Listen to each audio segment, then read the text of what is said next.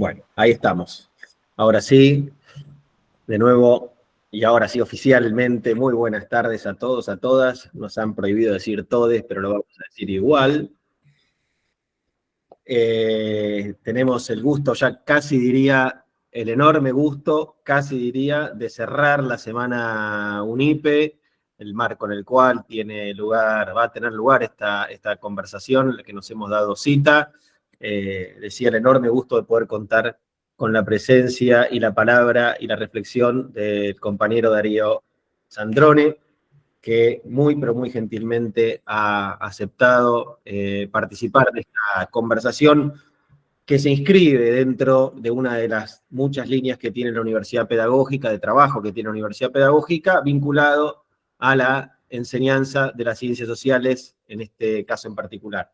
Hemos coorganizado esta actividad junto con la profesora Candela San Román, que es especialista en temas de tecnologías y educación, y de la compañera Jorgelina Capitanich. Ella es politóloga, lamentablemente por una cuestión de último momento no va a poder conectarse, pero estuvo en el armado y pensando esta actividad. Muy bienvenida, Candela, muy bienvenido, Darío, especialmente a esta clase.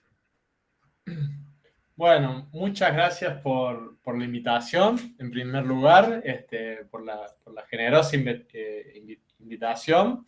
Espero poder, sobre todo que tengamos una buena conversación sobre algunos temas que supongo que nos van a interesar a todos que estemos aquí. Y bueno, si tenés muchas tareas de la portería y todo lo que hay que hacer, bueno, dijiste palabras, presencia y reflexión, son tres cosas. La presencia está, la palabra también, y reflexión, bueno, voy a aportar lo que pueda, pero sobre todo que podamos charlar un poco y conversar alrededor de estos temas, que supongo que todos tenemos algo que decir y alguna concepción sobre estos asuntos, así que bueno, que conversemos. Pero bueno, muy agradecido de la invitación. Bueno, yo también aprovecho a saludarte, Darío, que no nos conocíamos. Un gusto para mí. Gracias, Nico, también por la invitación. Y a la UNIPE, porque, bueno, en estos días hemos estado participando de esta nueva edición de la Semana de la UNIPE. Charlas, conferencias muy nutridas, muy participadas. Así que, bueno, muy interesante. Y para mí una alegría estar en esta nueva edición. También el año pasado estuve acompañando una mesa sobre juventudes y tecnologías digitales, y un gustazo poder compartir acá algunas preguntas muy humildes de mi parte en relación a las tecnologías digitales y la educación. Muy bien. Bueno, muchas gracias. Vamos a lo que nos convoca, si les parece, si están de acuerdo. La pregunta que se hacía esta actividad, que tenía como punto de partida, ¿qué hay de nuevo? Es una pregunta que, como toda pregunta, los dados siempre están cargados, ¿no? No hay pregunta neutra, no hay pregunta inocente. Y preguntarse qué hay de nuevo, ¿sí?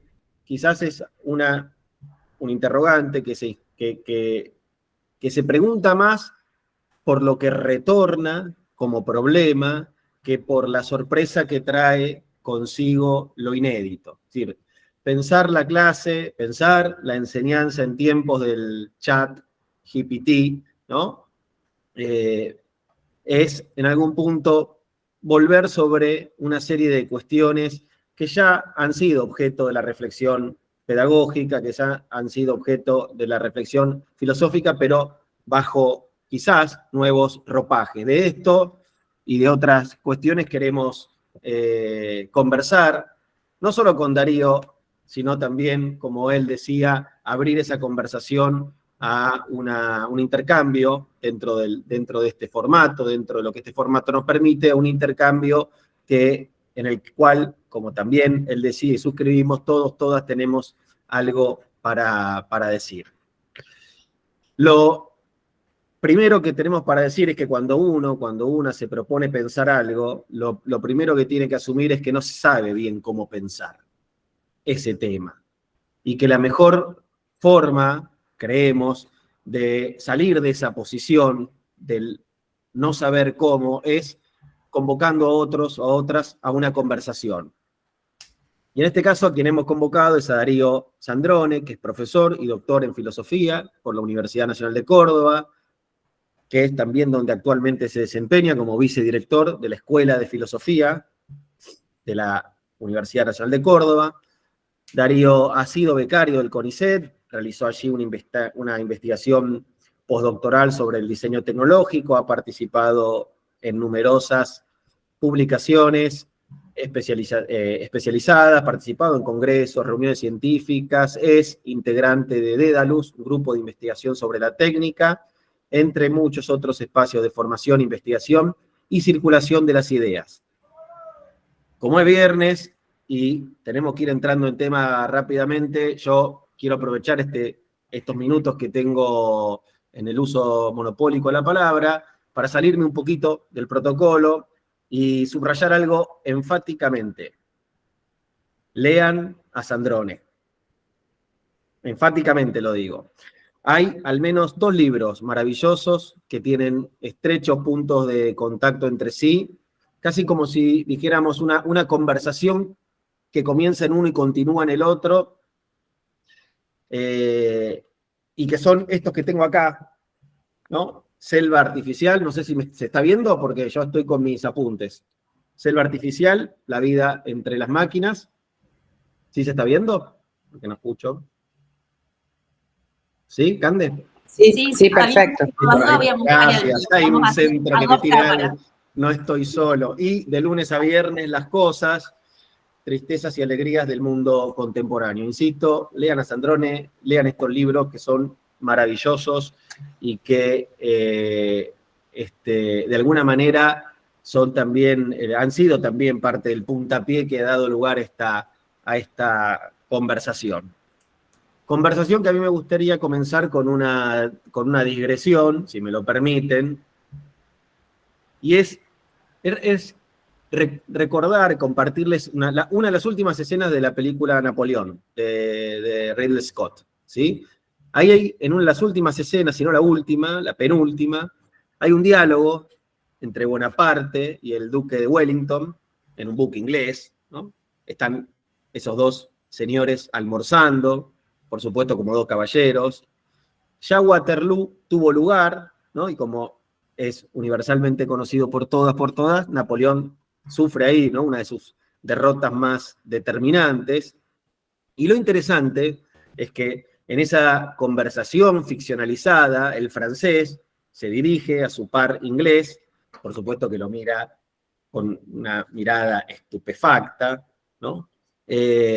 Cuando escucha que Napoleón le dice que él sabía perfectamente cómo derrotarlo en el campo de batalla, ¿sí? Es más, agrega, ¿no? En esa conversación, dice que era algo así como un problema de orden estrictamente matemático, geométrico, que él sabía perfectamente en qué ángulo debían ubicarse los cañones, dónde debía posicionarse la caballería, dónde la infantería, para asestarle un golpe definitivo al ejército inglés. Pero lo interesante no es eso, sino la conclusión a la que llega, la coda de esa reflexión que hace Bonaparte cuando dice, frente a la mirada estupefacta del vencedor de Waterloo, le dice, el problema es que no supe cómo transmitírselo a mis subalternos, ¿no? Entonces, no vamos a hacer una analogía que es a todas luces forzadas, ni los docentes somos militares, ni las aulas son trincheras de combate, ni nuestros estudiantes son nuestros subalternos, aunque sabemos que hay una cierta tendencia a echar mano de ciertas metáforas para comparar el trabajo de enseñar en contextos, en ocasiones hostiles, con estas figuras militarizadas o militarizantes. Lo que sí quiero rescatar, o al menos lo que a nosotros sí nos dijo esa escena, es decir, al modo en que nos interpeló esa expresión, no supe, dice el genio militar más grande de la historia. Podríamos decir nosotros, no supimos transmitir aquello que veíamos que estaba en riesgo, de nuevo, salvando las distancias, en los proyectos políticos que se pusieron en juego en la última elección nacional. Creemos que tenemos que volver a pensar, creemos que tenemos que volver a contar, creemos que tenemos que volver a reflexionar sobre qué está pasando en nuestras aulas. Y ahí entra en parte esta conversación, que es una conversación sobre la irrupción de las tecnologías, sobre una nueva irrupción de las tecnologías en las aulas, que por supuesto es un fenómeno que no puede no ser inscrito en una trama social, cultural y por supuesto política, en la que esos encuentros y desencuentros entre los humanos y las tecnologías tienen lugar. Entonces, y hecha esta digresión, como les decía, el de poner el acento en el problema de la transmisión, le paso la palabra ahora sí a mi compañera Candela San Román para que retome desde aquí y formule la primera pregunta con la que queremos disparar esta conversación. Tenemos 4 preguntas armadas, las peloteamos y luego abrimos a la conversación más amplia. Bueno, a ver qué sale, porque ahora estoy pensando otras cosas de las que habíamos pensado, ¿no? A lo mejor el problema de la transmisión también tendríamos que pensarlo en el ámbito de la formación docente y ahora entro a lo que sí habíamos pensado para esta parte de la pregunta, ¿no? ¿Por qué digo de la formación docente? Porque también una de las cosas que lo anticipaba ayer en otra de las conversaciones que estuvo sobre inteligencia artificial, decía Busaniche y Patricia Ferrante, y algo decía yo en uno de los comentarios que, justamente es la pregunta que los educadores, las educadoras nos hacemos ante la emergencia de este desarrollo, ¿no? Yo vengo del campo de las ciencias de la educación, no sé si ustedes estarán de acuerdo conmigo, pero lo que aparece o lo que vamos viendo ante la emergencia de esta nueva tecnología, de este nuevo desarrollo del técnico en las aulas, en la educación, tiene que ver con una pregunta, ¿no? Que por ahí la pregunta más extendida es la pregunta por cómo incluirla, la pregunta instrumental, si se quiere, o esa racionalidad instrumental, ¿no? Hay como muchas reacciones, habló ayer también y seguramente ustedes lo comparten, digamos, hay como posiciones más prohibicionistas, hay otras posiciones que son más entusiastas, algunas con algún ensayo, alguna experiencia y algunas también con más crítica. Pero por ahí como que esa pregunta que más aparece tiene que ver por cómo incluirla, ¿no? Como si bueno, eso, el cómo hacer, el cómo meter esto en el aula, en cómo meterlo en la propuesta fuera la pregunta. Entonces ahí yo decía, bueno, a lo mejor hay algo de cómo estamos pensando los docentes en general, o se está pensando desde la formación docente a la cuestión de la técnica. Yo diría ahí, como para cerrar, bueno, eso, ¿qué prácticas estuviste observando vos, Darío, en relación a eso, digamos, o qué preguntas están haciendo los docentes, si coincidís o no con esto que yo digo, y qué nos puede aportar la filosofía de la técnica, digamos, para cuestionar ese posicionamiento, para problematizarlo? Bueno, en principio, muchas gracias por el comentario de los libros. No sé cuánto se debe, después me pasan CBU y transfiero, no hay problema.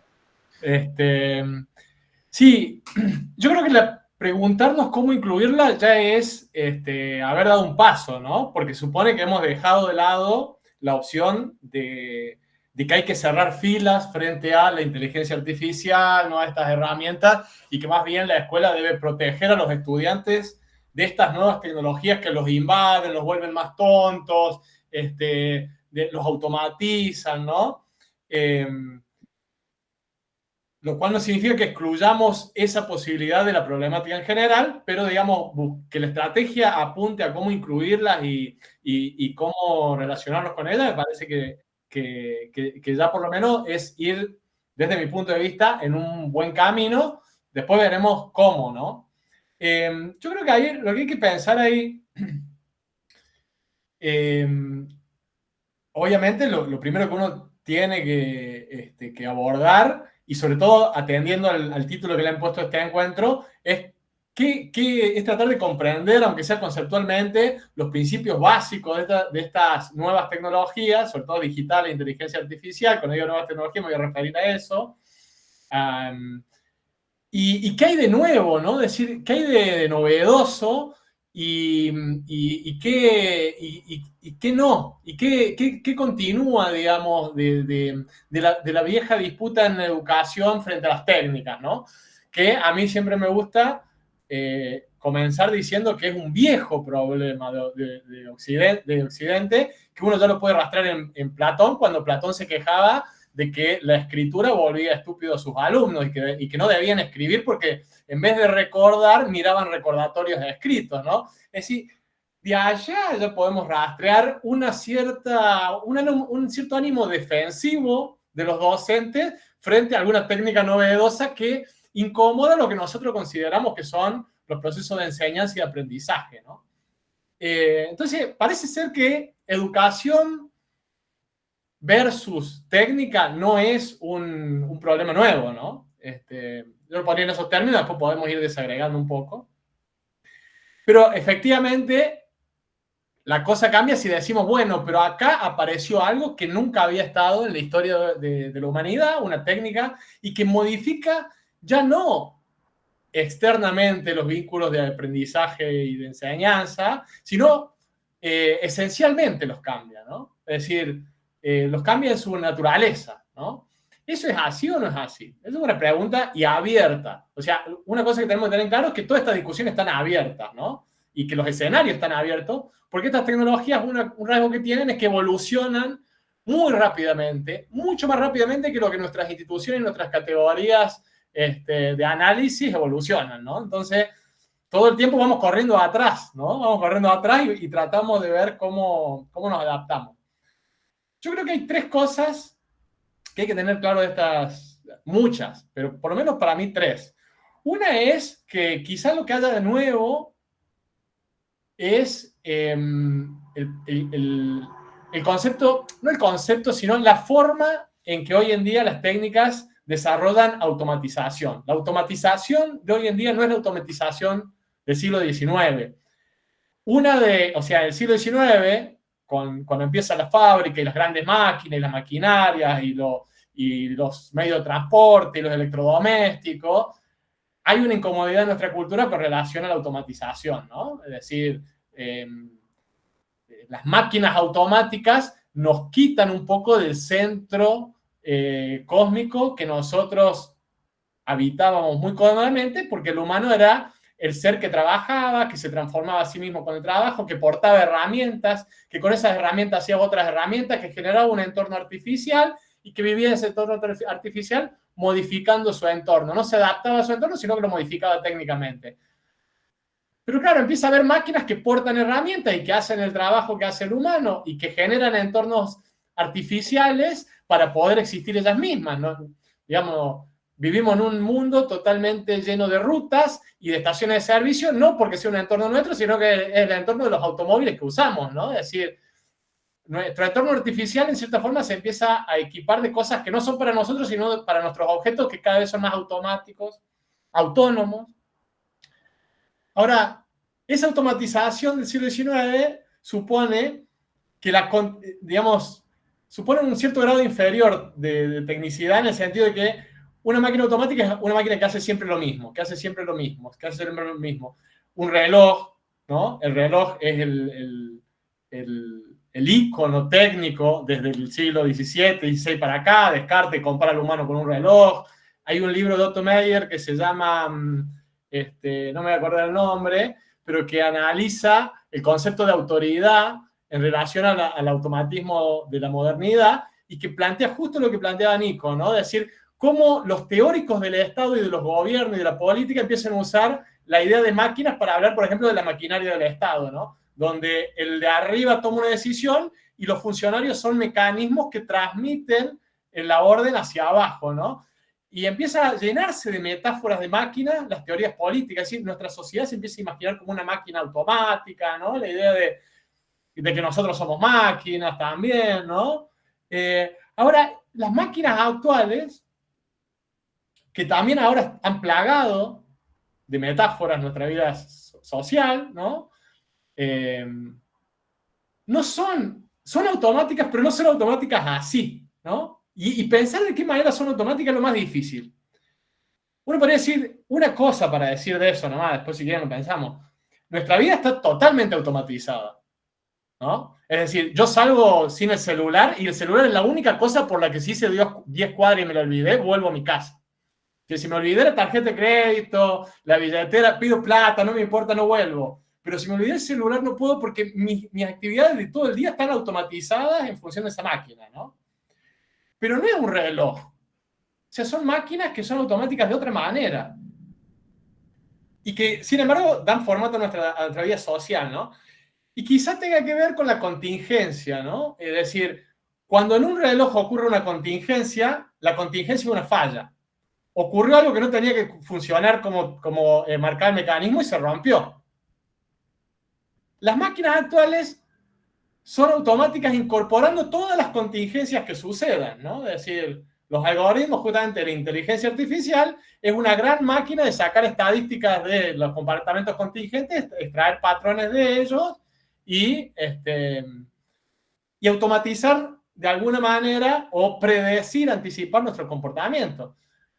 Y eso generan ciertas ilusiones en nosotros extrañas. Yo creo que veo en Netflix lo que yo quiero, ¿no? En Netflix, perdón. Yo creo que es contingente que hoy se me ocurrió ver esto, mañana se me ocurrió ver otra cosa, pasado otra. Y sin embargo, en algún momento el algoritmo de Netflix te dice, mírate esta película que te va a gustar, y vos la mirás y te gusta, efectivamente. Quiere decir que las contingencias de mi comportamiento, si estaba cansado, si estaba alegre, si estaba triste, si estaba bajón, quería ver algo más triste, más... son ilusorias porque en realidad el algoritmo de alguna manera automatizó todos esos comportamientos erráticos, ¿no? Y me ofrece una manera más estable de predecir qué es lo que voy a querer ver, ¿no? O qué me va a gustar. Tiro ese ejemplo porque es quizá el más cotidiano, pero yo creo que tendríamos que pensar, una cosa que tenemos que pensar es efectivamente de qué manera está automatizada nuestra vida. Porque ya no es más como estaba automatizada hace 30, 40, 50 años. O sea, nuestras formas de automatización son muy diferentes, mucho más flexibles, mucho más líquidas, mucho más sociales, aparte, ¿no? Porque buena parte de esta tecnología lo que hace son captar, son instrumentos que amplifican mucho nuestra capacidad de captar los comportamientos de las sociedades. Y entonces, ahí aparece que ese conocimiento nuevo que tenemos es utilizado incluso para manipular a las personas, a los comportamientos, anticipándolos, etc. Y es una especie de automatización estadística. Y eso también es nuevo y es viejo. Digo, si alguno ha pasado por algún curso de filosofía o leído de filosofía, un autor del que se ha hecho uso y abuso es Michel Foucault, y Foucault plantea que desde el siglo XVI y el siglo XVII, para gobernar hay que usar estadística. Es decir, estadística significa los hechos relevantes del Estado. Contar cuánto oro hay en las minas, cuántos árboles hay en los bosques, cuántos soldados tenemos, cuántos peces tenemos. Eso nos permite gobernar. Contar nos permite gobernar. Pero eso ha sido siempre. Los estados de bienestar posguerra, ¿qué hacen si no recopilan información de la población y ven dónde distribuir los recursos, ¿no? ¿Qué es un censo si no eso, ¿no? O sea, parece que gobernar y hacer estadísticas, al decir de Foucault, y digamos, hoy en día hay un consenso, digamos, de que eso, digamos, de que Foucault dio con algo interesante para pensar, de que gobernar y hacer estadísticas están muy ligados. Frente a eso creo que tenemos dos problemas. Uno, hoy en día, los que tienen mayor capacidad de cómputo sobre estadística de la población no son los estados nacionales, ¿no? No son los gobiernos. Pongo dos ejemplos, dos siempre, que son para mí muy ilustrativos. Uno es que cuando en la época de la pandemia, la cuarentena, estamos todos encerrados en nuestras casas, yo estoy de Córdoba, lo habrán notado, y por ejemplo Google publicó la circulación en 100 ciudades del mundo. Por ejemplo, estaba Córdoba. Google tenía toda información de cómo los cordobeses nos habíamos movido a lo largo de la ciudad en cuarentena. Pero ni las autoridades de Córdoba tenían esa información, ¿no? O sea, tenía toda información estadística acerca del comportamiento de una población que no tenía ni las autoridades nacionales, ni de Córdoba, ni nadie. Es decir, hoy en día quienes manejan la estadística no son los estados. Y el otro ejemplo que siempre pongo es el de Google Flu Trend. Cuando aparece la gripe porcina en Estados Unidos, quieren hacer rápido un mapeo de cómo se distribuye en el territorio y el Estado norteamericano dice voy a tardar 10 días. Para una epidemia, 10 días es un montón, lo supimos mucho después nosotros muy claramente con el COVID. Y Google le dijo, bueno, acá tengo yo con los motores de búsqueda en la zona cercana a la clínica, puedo hacer un mapeo de cómo se expandió la enfermedad en un día. Quiere decir que, por primera vez en la historia, una corporación privada tenía más capacidad, más datos de la población que el propio Estado y que el Estado norteamericano, es decir, no cualquier Estado, ¿no? Entonces, digo, si queremos empezar a pensar qué es lo difícil de transmitir de estas cosas, yo creo que primero es tratar de pensar de qué manera estas automatizaciones estadísticas, que ese sería el segundo elemento, hoy en día también no solamente son por corporaciones privadas, sino que son automatizadas. Es decir, ya no hay humanos recopilando y organizando información, sino que grandes maquinarias pueden recopilar esa información y organizarla, ¿no? Y así se acomoda un poco nuestro mundo cultural, nuestro mundo artístico, nuestro mundo social, nuestro mundo político, ¿no? Y ¿qué enseñar de eso, no? ¿Cómo abarcarlo? Y yo diría que ese es el segundo dato novedoso. Hoy la diferencia entre disciplinas técnicas y humanísticas también entra como en crisis, ¿no? Uno podría decir que hace 50 años un filósofo no se ocupaba de máquinas. Los ingenieros de máquinas, el filósofo del ser, del espíritu, de lo que sea, de la mente. Y hoy en día esa línea empieza a ser como más difusa, ¿no? No quiero monopolizar, digo, me expandí un poco, no sé si la idea es que vayamos haciendo las 4 preguntas, pero me parece que lo que pasa con esto es que nos obliga a volver a las grandes preguntas de la educación también, ¿no? ¿Qué es enseñar? ¿Qué es aprender? ¿Cómo sé yo que un alumno aprende?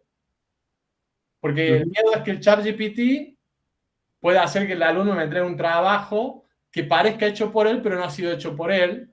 Y entonces digo, no aprendió porque se lo delegó a una máquina. El proceso, todo lo que tendría que haber sido el proceso de aprendizaje, investigar, reformular las ideas, escribirlas, todo eso no lo hizo una máquina automatizada que estadísticamente lo que hace es ver todas las respuestas en Internet y sacar la que daría la respuesta media, ¿no? Y dejo eso como para que ya nos vayamos adentrando ahí a la pregunta más por la educación, si ustedes quieren. Pero a mí me parece que esa cuestión de la automatización contemporánea es difícil de conceptualizarla y es quizás también pone en crisis nuestras categorías, ¿no? Perdón, me extendí mucho.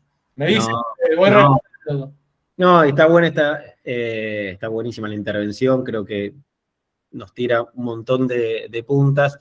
Volviendo sobre esa primera idea, ¿qué es lo que hay de nuevo? A veces reenvía a cuestiones que son de viejo orden, ¿no? Que son reiteradas, que ya son, de alguna manera están ya presentes entre nosotros y nosotras, pero de lo que se trata es, y de lo que esa novedad trae, es de pasar el cepillo a contrapelo, de lo que ya sabíamos, de la forma en la que lo hacíamos, de cómo habíamos acordado hacerlo, etcétera, etcétera, ¿no? Y la novedad está en ese efecto disruptivo, por decirlo de alguna manera. Yo estaba pensando también que en la historia de la educación, yo vengo de ese campo, solemos a veces jugar con una hipótesis a contrapelo, precisamente, decimos, el Estado no creó la escuela, el Estado moderno no creó la escuela moderna, sino que fue la escuela la que creó al Estado, y lo hizo precisamente a punta de incidir y de inducir en las conciencias de los niños, de las niñas, pero también de los adultos, nociones tan elementales como que existe un Estado que provee y regula, al que hay que respetar y acatar, que existe una geografía que delimita, entre comillas, un ámbito territorial, todo entre comillas, en cuyo interior se construye, se forja una comunidad de pertenencia y destino, ¿no? Y esa hipótesis a contrapelo que proponemos muchas veces trata también como de hacer ese efecto, ¿no? De ponernos o poner en discusión una versión, la más establecida, que ubica siempre al Estado por encima de todo, ¿no? Por encima de la sociedad, con una capacidad arbitral enorme, omnisciente, de regular las vidas de todos, ¿no? De crear eso sobre lo que luego actúa. Esa, y ya que lo trajiste a Foucault, mirar eso a contrapelo no es algo que hayamos inventado los historiadores ni las historiadoras de la educación. Foucault lo dice muy claramente cuando invierte la consabida frase que reza que el alma es la prisionera del cuerpo. Foucault dice, en realidad el cuerpo es el prisionero del alma. El alma dictamina, el alma prescribe, el alma encausa, el alma refrena lo que el cuerpo pide. Y para llevarlo al campo de los temas que estamos conversando, a mí me gustaría preguntarte, Darío, si se podría decir algo parecido a las tecnologías. Si es que la humanidad inventó la tecnología o de alguna manera podríamos también jugar, invertir la metáfora y decir o preguntarnos si no fueron las tecnologías las que terminan de alguna manera modulando alguna idea de hombre o alguna idea de humanidad. Claro, sí. Yo creo que otra de las cosas que precisamente nos obligan digámosle así, esta revolución permanente de lo digital, en el sentido de que da la sensación a veces que se plantea que lo digital es algo que sucede, que en algún momento se va a estabilizar y vamos a entrar en una nueva cultura. Y probablemente no sea así, probablemente vengamos de revolución tecnológica, porque justamente la aceleración de estas tecnologías no se parecen a ninguna otra en la historia de la humanidad, ¿no? Y una de las preguntas que nos obligan a hacernos es, apuntando un poco a lo que vos decís, bueno, ¿qué clase de cosas somos los seres humanos? ¿No? La pregunta antropológica, ¿no? ¿Qué es el ser humano? En principio uno podría decir, bueno, es el ser que fabrica artefactos, ¿no? Está bien, el hornero hace su hornero, el castor hace el dique, ¿no? La abeja hace el panal. Pero parece ser que una de las cosas que podríamos decir es que siempre son las mismas, es decir, el hornero es el mismo hornero desde siempre, el castor es el mismo castor desde siempre, el mismo dique desde siempre, y la abeja hace los mismos paneles de siempre. No hay una modificación ahí, ¿no? Hay historia, ¿no? Más bien parece como una especie de fenotipo extendido, dicen algunos, Dworkin, por ejemplo. Ahora, el vínculo que tenemos nosotros con nuestros objetos artificiales es muy diferente. A nosotros nos modifican los objetos artificiales, ¿no? Y cuando nos modifican, se modifican también ellos, y hay una especie de ida y vuelta entre los objetos y la forma que tenemos de ser humanos, la modalidad que tenemos de ser humanos, que primero que tiene una temporalidad. Pero basta ver las casas que hacíamos hace 300 años, las que hacemos ahora, para notar que nuestros artefactos evolucionan en el tiempo. Y basta ver cómo eran los seres humanos hace 2000 años, cómo son ahora, incluso en sus comportamientos culturales, la ropa que usan, lo que se considera que es bueno y es malo, lo que se considera que es vergonzoso y es digno, todas esas cosas, todos esos valores sociales se modifican, y la pregunta es hasta qué punto no se modifican porque se modifican los objetos que median entre nosotros y los demás, ¿no? Sí, digo, ahí estoy apuntando a que yo creo que obviamente vos sabés cuál es la respuesta que te voy a dar, es que efectivamente hay una coevolución, ¿no? Es decir, nosotros hacemos la técnica, pero la técnica hace algo, modifica algo en nosotros a nivel individual, colectivo, que es irreversible, ¿no? Esa es otra cosa que es claro. Es decir, no vamos a volver de la inteligencia artificial. O sea, no podemos desencillar. Ya está, ¿no? Y tampoco y esa evolución tampoco es un progreso lineal, ¿no? No es que vamos a algún lado, por eso digo, son procesos que están todos abiertos, pero además nosotros mismos nos modificamos en eso, ¿no? Una escena, ya que hablamos de película que se ha usado hasta el hartazgo, es la de Kubrick, Odisea del Espacio, ¿no? Nuestro ancestro homínido con un hueso, jugando al azar con otros huesos hasta que se da cuenta que si lo mueve de determinada manera puede romper los huesos. Con ese gesto crea la primera herramienta, y cuando crea la primera herramienta, Kubrick es un genio, ¿no? Porque no voy a descubrir nada, pero si ustedes ven esa escena de vuelta, que si hace mucho no la ven o no la han visto, les recomiendo que la vean meticulosamente, aparece un tapir que cae al suelo desmayado, porque el tipo se imaginó, pegándole el hueso, ya se imaginó que podía matar un tapir con eso.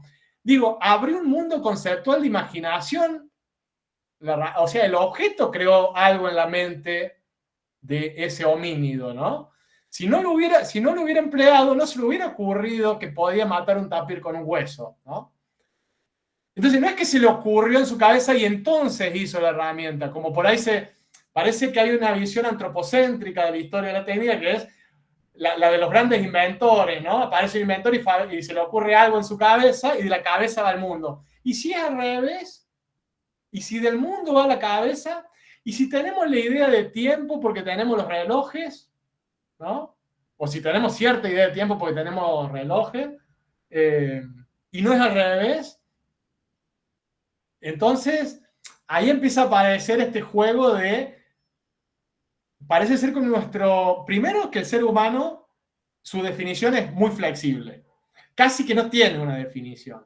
Y entonces, mal haríamos en decir, esta tecnología ataca la dignidad humana, porque uno tendría que decir entonces que hay algo que es la dignidad humana, porque hay algo que uno tiene en la cabeza que es lo humano, y que es fijo, y que no se mueve, y que las tecnologías van evolucionando, pero eso que llamamos dignidad humana no debería moverse, ¿no?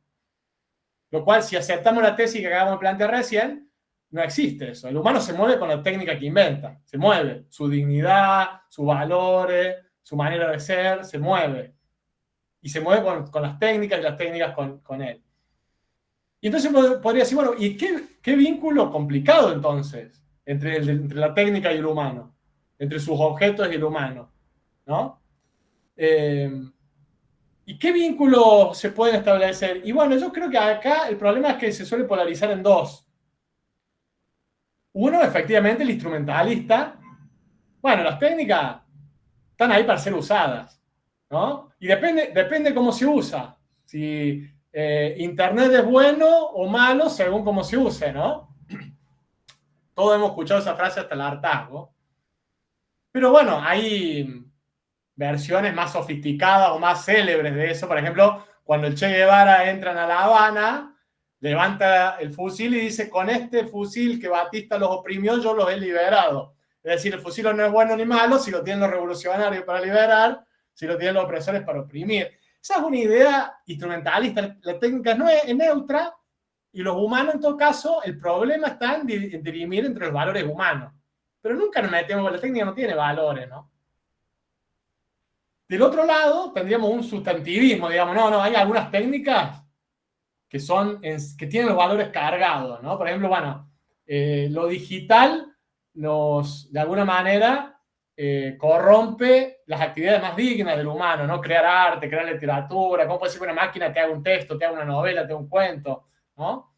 Entonces, eso ya lo sacamos de plano porque ahí hay una especie de alma suprahumana, o puede ser el capitalismo, o puede ser grandes corporaciones, o puede ser que usan esa tecnología para, de alguna manera, dominar el mundo, ¿no? Si eso es así, el problema que tenemos es que entonces no podemos hacer nada por modificarlo, no podemos intervenir, ¿no? No podemos cambiarlo porque está fuera de nuestro alcance, ¿no? La tecnología, esa es mala. Entonces, todo lo que se pueda hacer con esa tecnología va a corromper, ¿no?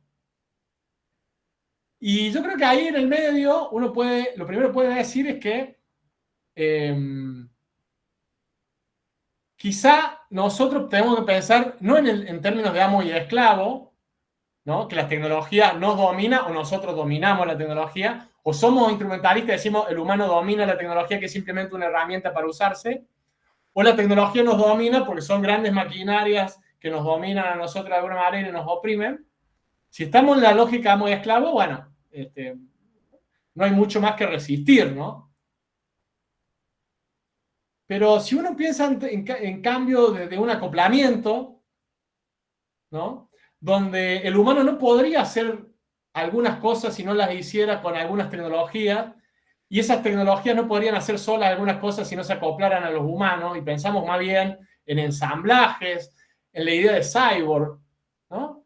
Una especie de ensamblaje que no es, que donde termina la tecnología y empezamos nosotros no está claro, y entonces, bueno, ese me parece que ahí tenemos un ámbito de intervención política, educativa, ¿no? Mucho más interesante y mucho más fértil.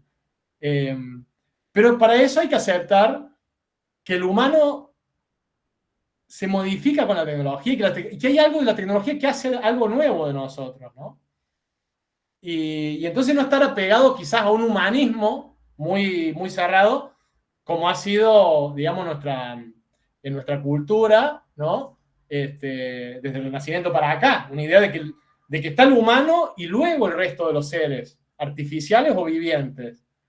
Acá tendríamos que bajarnos un poco del pony, digamos, ¿no? Y entender que somos seres muy limitados y muy contingentes, es decir, nos cambian algo de nuestro entorno artificial y nuestros valores y nuestros comportamientos se modifican, ¿no? Nuestras creencias. Y entonces, bueno, ahí tenemos un gran campo para pensar. Si lo pensamos así, si no ponemos a la tecnología y el humano como dos cosas fijas que tienen un vínculo de conflicto, sino más bien todo un campo de potenciales vínculos virtuosos, ¿no? Parece que la pregunta es, ¿cuál sería la manera virtuosa de relacionarnos con las tecnologías digitales, por ejemplo, ¿no? Sí, parece que esa es la gran pregunta.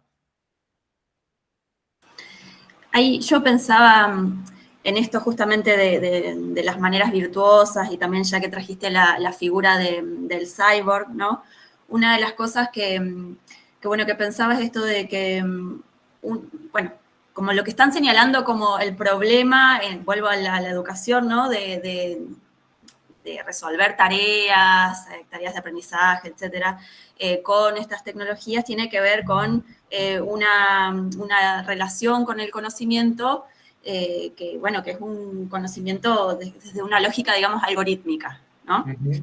Entonces yo pensaba recién con lo que estabas diciendo, la escritura de alguna manera, y a lo mejor te llevo de nuevo a la escena esa de Platón, ¿no?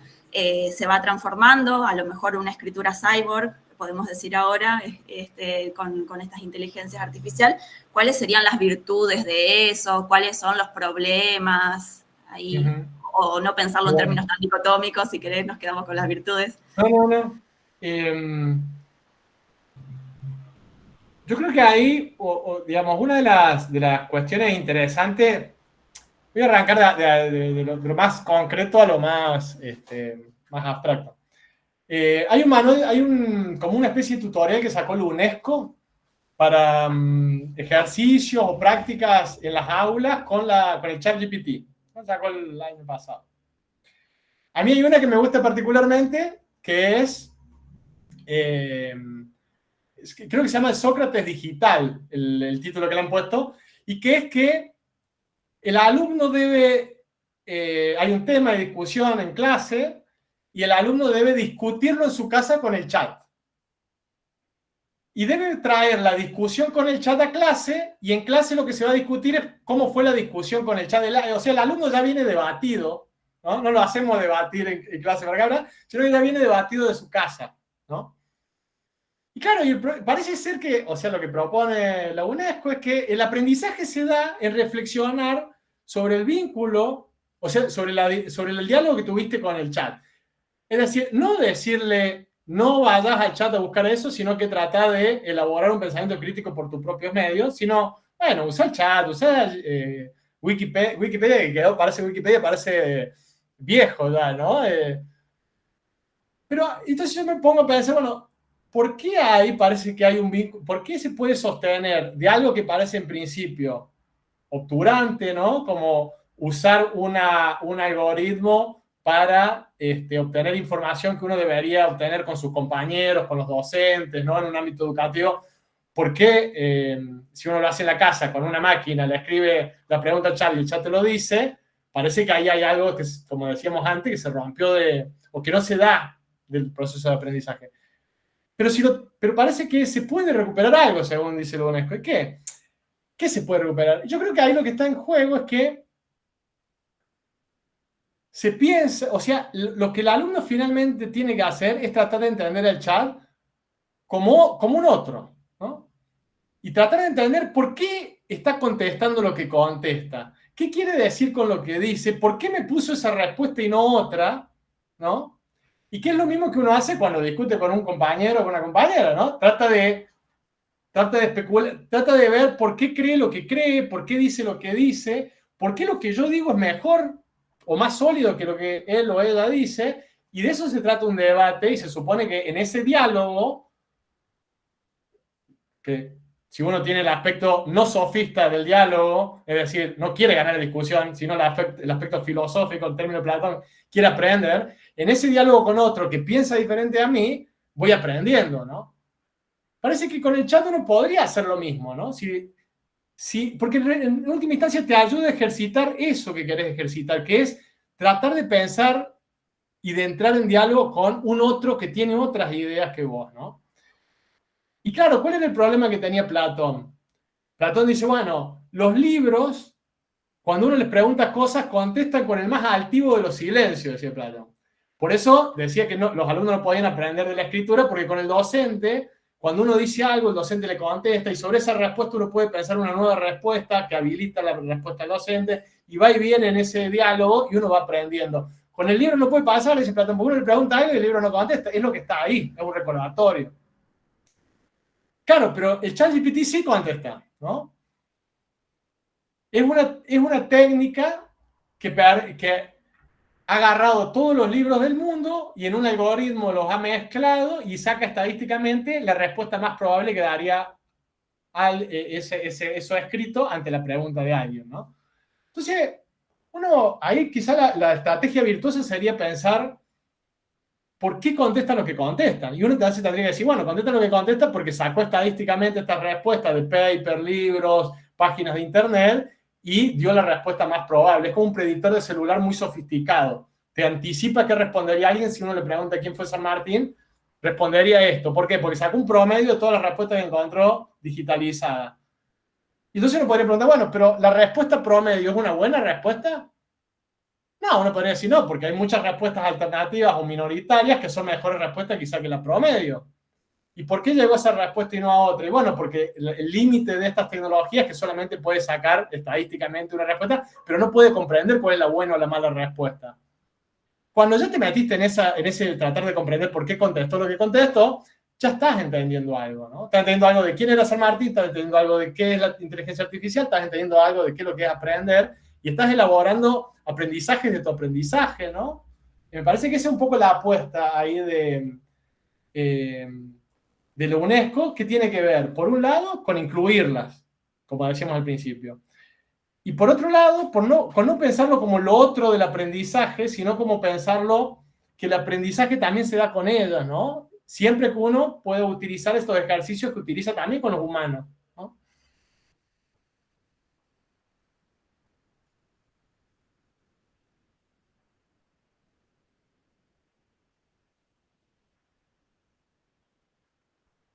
Nico, me parece que estás muteado. Bien, bien. No, decía que en 1936 un gran utopista sin esperanza, Walter Benjamin, decía que el arte de la narración había tocado a su fin. Y bueno, yo creo que eso no es del todo cierto.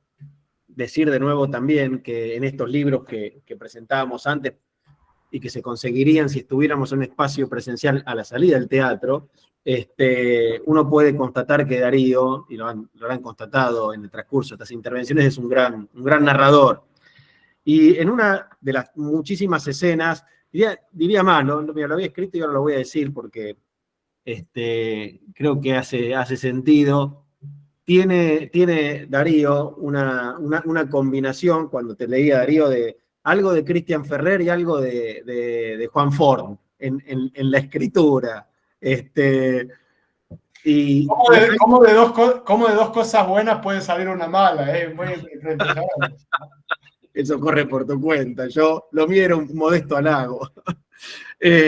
Decía que bueno, Darío recurre mucho a la cuestión de los mitos, ¿no? Que eso tiene que ver, precisamente, si hay una fuente de narración para la humanidad, esa fuente ha sido el mito. Y hay un mito particular que creo que podría ayudarnos a seguir rondando el tema, porque creo que de eso se trata, no sé si tanto de entrarle al hueso puro y duro, sino de ir rondando el asunto que nos propusimos tratar hoy. Y vos volvés en uno de esos textos, en uno de estos ensayos, al mito que tiene como protagonista ni más ni menos que a Pandora, ¿no? Yo esto lo leí primero y después lo escuché compartido con unos colegas docentes en una actividad que está también colgada en YouTube de las queridas compañeros, compañeras del ISEP, en donde vos decís que la aparición de Pandora, de la caja de Pandora, no es solo una suerte de imagen que anticipa la presencia de lo artificial entre nosotros, sino que también es una imagen que expone todas las ambivalencias latentes que esa presencia instala entre nosotros. Entonces, me gustaría eso, si pudiéramos compartir un poco ese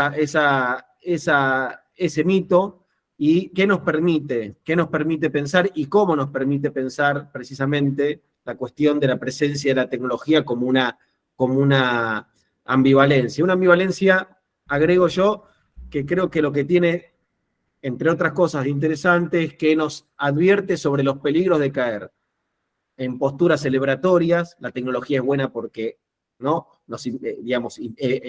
lleva necesariamente una idea de desarrollo, de superación, de progreso, o la tecnología es mala y por lo tanto, ¿no?, porque nos oprime, porque nos condiciona, porque no puedo salir sin olvidarme el celular, ¿no? Y por lo tanto lo que hay que hacer es ir hacia miradas más cancelatorias, si se quiere, en términos de lo tecnológico. ¿Qué podrías decirnos sobre esto, Darío? Sí, en realidad el mito de Pandora es un mito que deriva del mito de Prometeo, que es el gran mito de la técnica, digamos, de los griegos, que es el origen de la técnica misma, ¿no? Que bueno, si quieren nos extendemos el mito de Prometeo, que es fascinante, pero a Prometeo, ustedes saben, le roba el fuego a los dioses y se lo da al humano, con eso le da la técnica, porque el fuego le permite la forja, el martillo, hacer herramientas. Que es interesante porque fíjense cómo la técnica es pensada como algo divino, es algo que se le robó a los dioses. Por eso la técnica es tan fascinante para nuestra cultura, porque los animales no tienen, ¿no? No tienen este nivel de sofisticación técnico que tenemos nosotros, ¿no? Y entonces es algo que los griegos no podían, o sea, había que buscar alguna historia que explicara eso. ¿Por qué tenemos herramientas y los otros animales no lo tienen, ¿no? Zeus castiga a Prometeo, ustedes saben, lo condena a estar atado, encadenado en una roca, y venía un águila y le comía el hígado todos los días. Y Epimeteo, que es su hermano, que es el verdadero responsable, porque él es el que a todos los vivientes le dio un equipamiento biológico acorde. Por ejemplo, a los animales pequeños les dio rapidez, a los animales que no tenían rapidez les dio un gran tamaño, a los que tenían un gran tamaño y no tenían velocidad les dio un caparazón como rinoceronte. Es decir, a todos les dio algo que les permitía no ser devorados por otro. Y cuando estaba por sacar a todos los vivientes a la superficie, como se lo había ordenado Zeus, se da cuenta que le faltaba uno, que no tenía ni diente, ni garra, ni pelo, ni pluma, ni ala, ¿no? O sea, no tenemos nada, ¿no? Sí, somos nosotros. Nosotros. Y Prometeo viene y ve que Epimeteo, su hermano, porque Prometeo es el que anticipa, era el ingeniero, digamos, ¿no? El que prevé. Pero Epimeteo es el que se da cuenta de las cosas de después. Eran los dos hermanos. Claro, y Epimeteo se dio cuenta que se había olvidado de lo humano, y Prometeo lo dice, yo lo soluciono, y le robó el fuego y el yunque y martillo a Atenea y a Hefesto, que eran los dioses. Cuando lo condenan a Prometeo, Epimeteo se va a vivir solo al campo, entre los hombres, y digo hombres a propósito porque eran todos masculinos, todos machos, y Zeus, como los hombres vivían muy tranquilamente, hace una mujer artificial que es Pandora. Que si ustedes me apuran, es el mito de Adán y Eva, digamos, versión griega, ¿no? Es decir, la primera mujer que creada por Zeus y la baja a la tierra con una caja que en realidad es una especie de ánfora, ¿no? Que tenía la orden de no abrirla, ¿no? ¿Por qué uso yo este mito? Porque primero, la idea de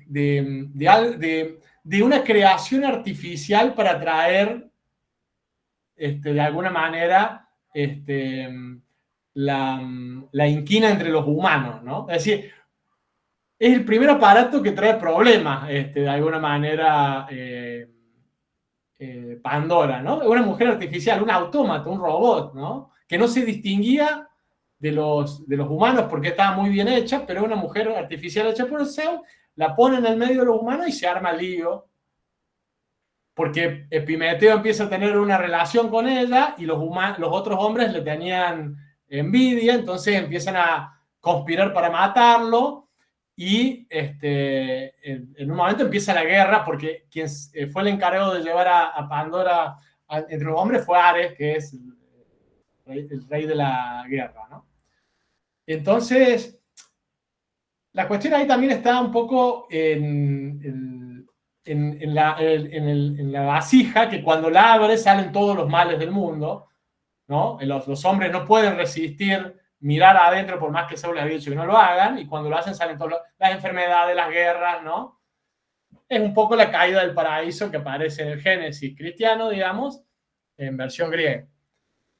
Pero también está la esperanza ahí, o sea, al fondo de la vasija estaba la esperanza, ¿no? Es decir, están todos los males y la esperanza.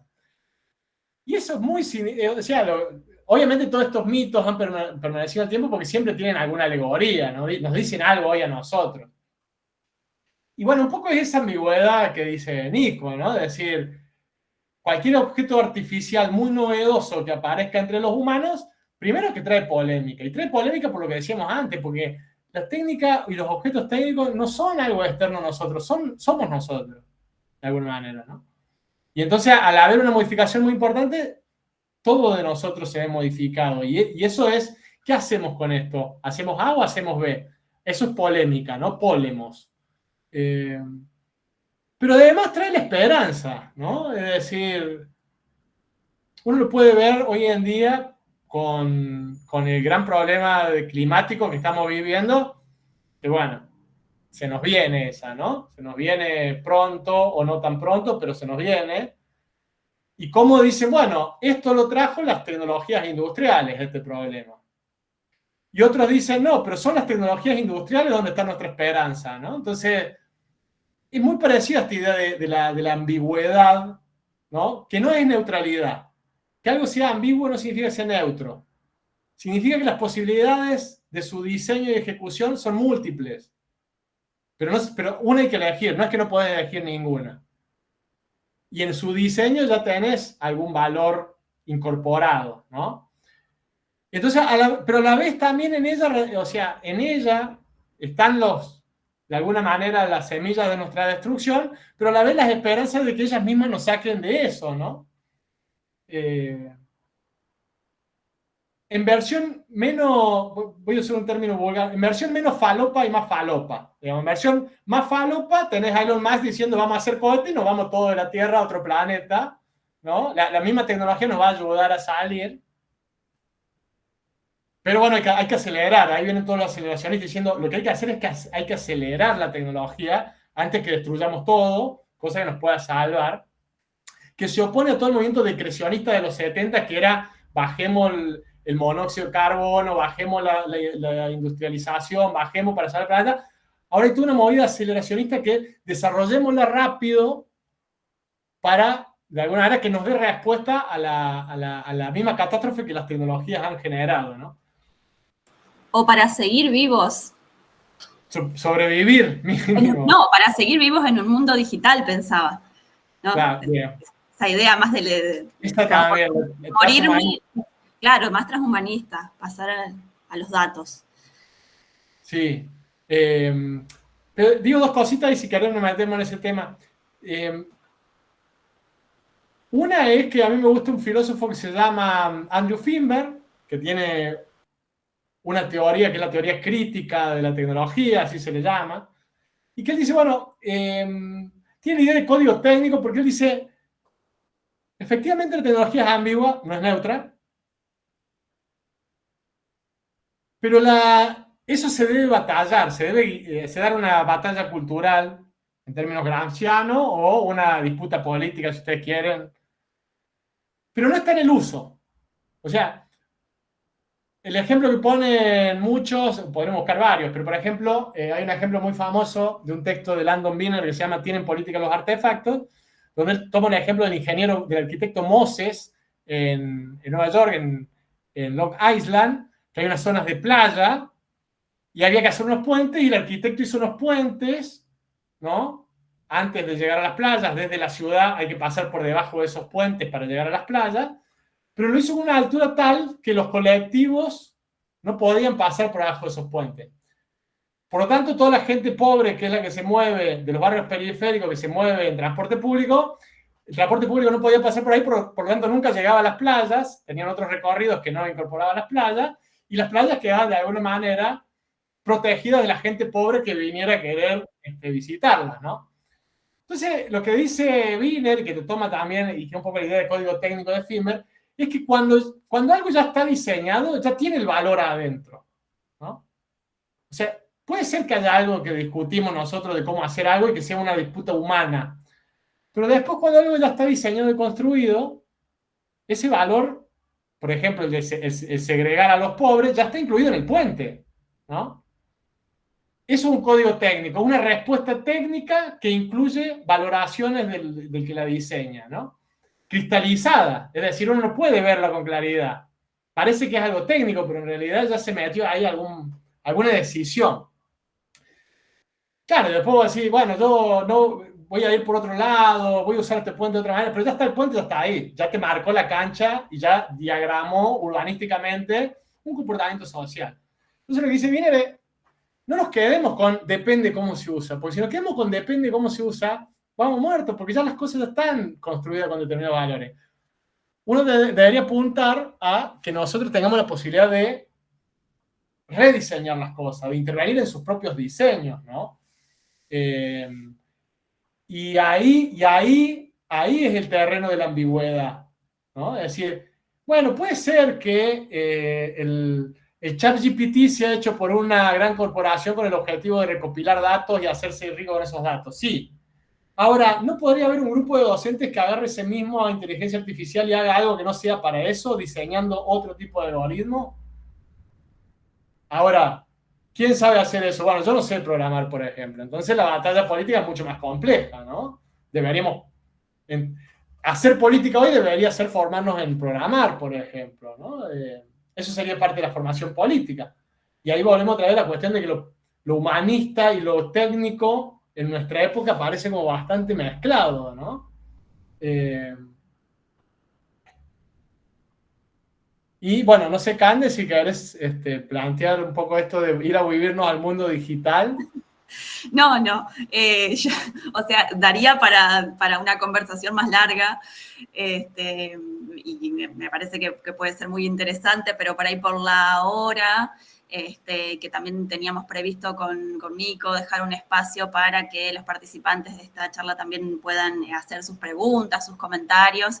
Así que yo resigno mi última pregunta y invito a quienes están aquí a que usen la herramienta ahí de levantar la mano para ordenar, si quieren, este momento de los intercambios. Quien quiera comentar, preguntar, son bienvenidos. Ahí paso el texto de Wiener, tienen política los artefactos, está el ejemplo de los puentes y tienen cosas interesantes ahí para pensar. Pregunten con confianza, yo grito mucho, pero... Y si no hablamos de transhumanismo, si no preguntan.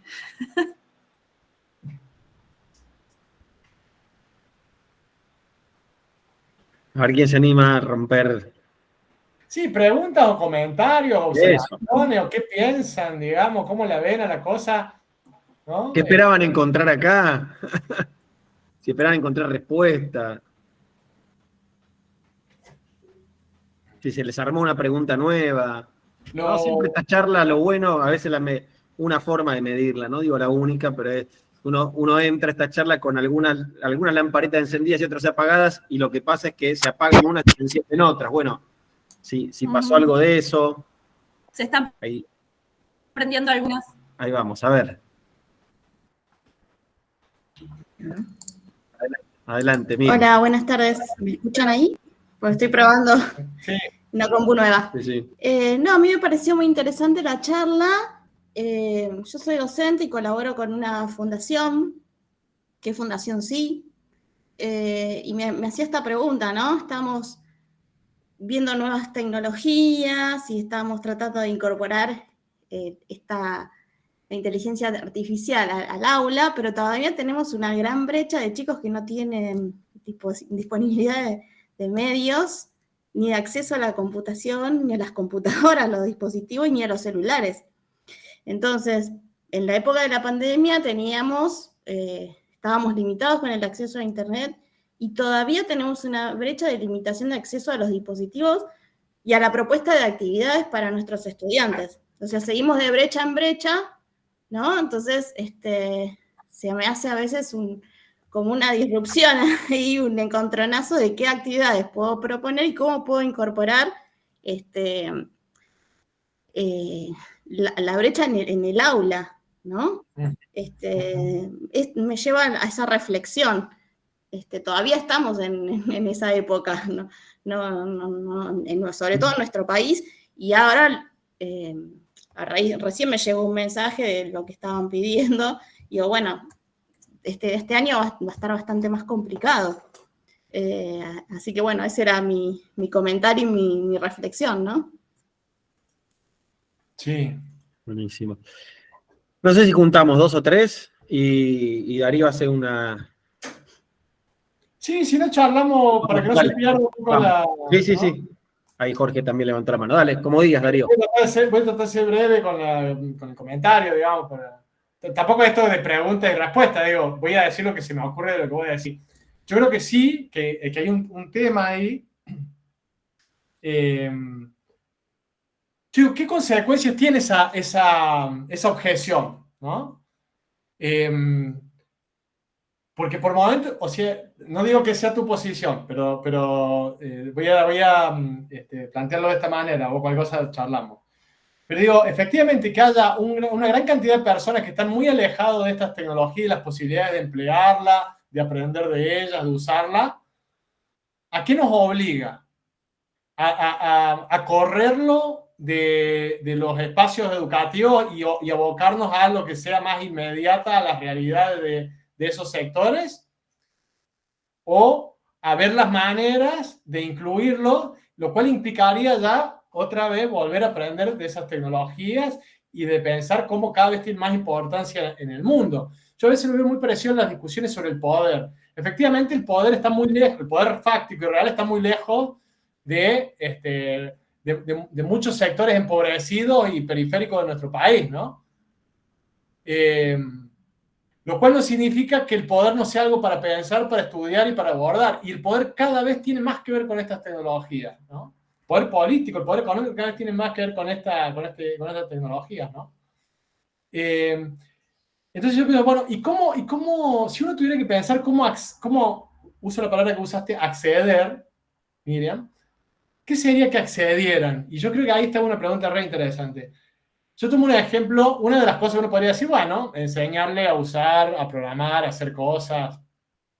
Hay un proyecto que lo lleva adelante un par de sociólogos, entre ellos Mariano Zuckerfeld, que están ahí en la Universidad de Maimónides, que son las tecnotecas, que lo lleva adelante la Agencia de Ciencia y Tecnología, bueno, que ahora, como todo, está bastante a mal traer con los recortes presupuestarios, pero tiene una idea muy interesante. Han hecho 4 o 5 edificios, 3 en el conurbano, creo que uno en Rosario, y creo que tienen uno para Bariloche, financiados por el BID, en donde parten de la idea de que los sectores empobrecidos no es que no saben nada de estas tecnologías. Hacen TikTok, editan TikTok, usan las redes sociales, hacen canciones de trap, ¿no? Pienso en el ícono que es Elegante, que con una Conectar Igualdad grabó su primer tema y se hizo famoso en Spotify. Cosa que yo no sabría qué hacer con 2 títulos universitarios, no sabría cómo hacerlo. Entonces se supone que quizás estemos equivocados en pensar que esos sectores no tienen la más pálida idea de estas tecnologías. Quizás la tienen. Las tecnotecas parten de esa base y les proveen un lugar para vivir y para formarse con tecnología de punta a 250 chicos de barrios pobres para que perfeccionen lo que sepan. No para enseñar, o sea, les enseñan algo, pero no es venir, sentarte que te vamos a enseñar un mundo que vos no conocés, que son las tecnologías digitales. No. A ver, lo que vos haces es tener un proyecto, ¿no? En la lógica emprendedurista, pero bajo la condición que luego lo que desarrollen ahí lo lleven a un proyecto comunitario en sus lugares de origen, en sus barrios, ¿no? Entonces, claro, hay muchas formas en que se puede incorporar a sectores desfavorecidos, empobrecidos, periféricos, como ustedes le quieren llamar, a esta nueva cultura digital. Pero también hay que pensar cómo, ¿no? Y me parece que acá esa de las tecnotecas yo siempre la cito porque me parece un ejemplo muy práctico de cómo no es incorporarlo, es incorporarlo para qué y cómo se incorporan, en qué sistema, bajo qué valores y con qué proyecto político, ¿no? Se lo incorpora. Es un ejemplo que para mí es muy... Aparte, lo han publicado un libro con todo el proyecto, de lo cual ustedes pueden verlo si quieren, va a estar mucho mejor contado lo que lo conté yo. Pero siempre que aparece esta pregunta, yo me acuerdo de las tecnotecas. Como, no sé, como un modelo que yo me imaginaría que podría ser viable para abordar este tema, que implica no olvidarse de esos sectores, es decir, no concentrar todo en los sectores que tengan acceso, sino ir a buscarlos y traerlos e incorporarlos, pero de alguna manera que no sea... que se hagan mano de obra para las transnacionales tecnológicas, digamos, ¿no? Sino que se pueda pensar una soberanía tecnológica del país también, ¿no? Bueno, se me ocurrió eso, perdón. Sí, no sé si Jorge, seguís ahí en la lista, también hay un comentario en el chat de Patricia que dice, interesante charla, las TIC en el aula cuando no todos tienen herramientas para su uso. Soy Salta. Buenas tardes. El ejemplo, Tecnotecas para la Innovación Popular Argentina, ahí le dejé el link si quieren mirar creo que se puede descargar el libro ahí. Buenísimo. ¿Puedo hablar? Sí, Jorge, por favor, adelante, vamos. Buenas tardes a todos. Bueno, una de las cuestiones que se planteó en la reunión de departamentos que tuvimos los docentes fue el tema de la irrupción de la inteligencia artificial, ¿no? de esta tecnología. Y claramente, bueno, se dio las 2 posturas que mencionó Candela, que eran las posturas más prohibicionistas y las posturas más entusiastas, digamos. Frente a eso, la discusión que surgió, digamos, de fondo es cómo ajustar los criterios de evaluación. Que yo creo que ahí está el tema, porque claramente es una tecnología que, al menos yo creo que llegó para quedarse, y muy probablemente en poco tiempo siga innovando y va a seguir modificando, digamos, muchas cuestiones. Así que la cuestión o el desafío sería cómo los docentes nos paramos frente a la irrupción de esa tecnología y claramente cómo trabajamos con ella. O sea, cómo seguramente vamos a tener que definir los criterios de evaluación. Y ya eso era una discusión que ya teníamos con los profes el año pasado, pero bueno, estaba ahí, porque todavía es como que era algo que había surgido, pero no tenía, digamos, mucho uso. Pero este año nosotros nos imaginamos seguramente va a tener un mayor uso en las distintas actividades, digamos, que plantean los docentes. O sea, la cuestión de fondo es, digamos, cómo pararnos frente a esa irrupción y cómo evaluamos, digamos, con qué tipo de criterios ajustamos de acuerdo a la materia, digamos, o a los temas que trabajamos. Ahí yo tengo algo para decir. Acá en la Facultad de Ciencias de la Educación, en la UNER, estamos trabajando mucho el asunto de la evaluación. Bueno, estamos con un equipo ahí en relación con la evaluación mediada también por tecnologías digitales. Y esta pregunta que vos haces, Jorge, siempre aparece, ¿no? De cómo ajustar los criterios, qué evaluar, ¿no?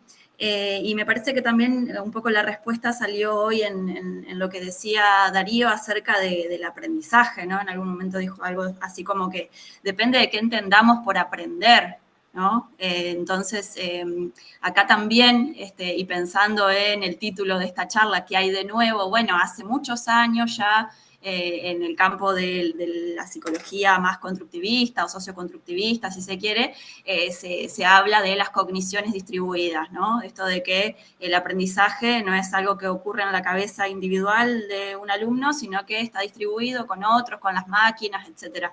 También ya se dijo de otras maneras hoy en las intervenciones de Darío.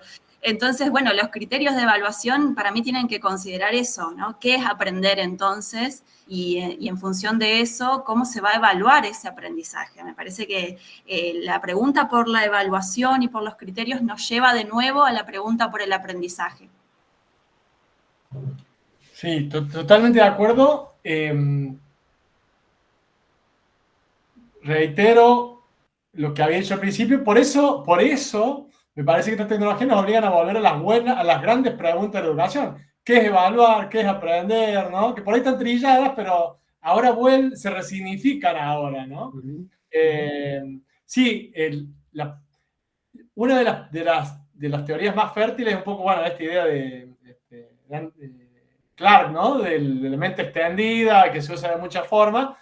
Pensemos que la vigilancia también está extendida, sale de vigilancia distribuida, ¿no? Ya no es el Estado el que nos mira, sino todos nosotros nos estamos mirando por las redes todo el tiempo y nos controlamos. Es decir, lo de extendido uno puede pensar por el carácter reticular que ha adquirido nuestra vida, ¿no? Que estamos todos enredados. Y que, claro, la cognición también, ¿no? Es decir, algo que justamente se contrapone con la idea de Platón, ¿no? En mi caricatura de Platón se usa para eso, es decir, la idea de que el aprendizaje se tiene que dar en la subjetividad del alumno, ¿no? Y si no se dio ahí, no se dio en ningún lado. Pero bueno, por eso las tecnotecas van como en otro sentido, ¿no? Que hay chicos que tienen mucho saber en dispositivos, ¿no? Y que nos ponen en aprieto para definir estas grandes categorías. Y ¿cuál sería una estrategia interesante, me parece a mí? Y ahí voy un poco a la historia de la inteligencia artificial, que la inteligencia artificial tiene que ver con un nombre que es excluyente, que es el de Alan Turing, ¿no?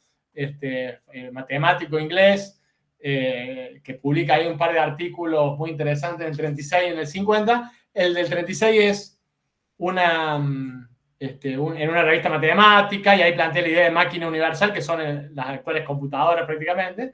Pero en el 50 publica en una revista de filosofía, que se ha traducido al castellano como Pueden pensar las computadoras, donde Turing arranca con el juego de la imitación, le llama él, que era un juego que usaban mucho los chicos en Europa, que era que, bueno, alguien tenía que decir rasgos de sí mismo y el observador con los ojos vendados tenía que adivinar si era, por ejemplo, hombre o mujer.